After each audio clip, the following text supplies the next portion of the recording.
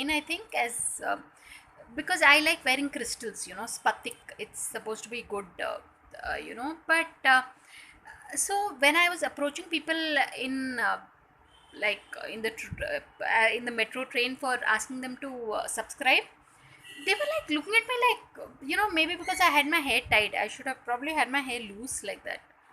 But then I didn't want to like attract too much attention. Like if I have my hair loose, then it's like I'm dressed for a party or something.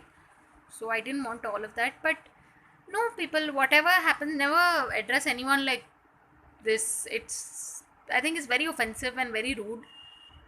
So I had that experience today. Like not just once, two people did that to me. So I realized I was looking very dark today. Right now I'm sitting under the tube light, so I'm looking fine. But so that means out in the world it must be so difficult for salespeople, for you know people of different uh, economic stratas or whatever. So good. A day like this also teaches me. See, and I've realized I think I should wear high collar because my neck is, you know, you should highlight your best features.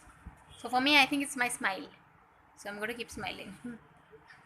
Okay, whatever, people. So thanks for watching and please subscribe.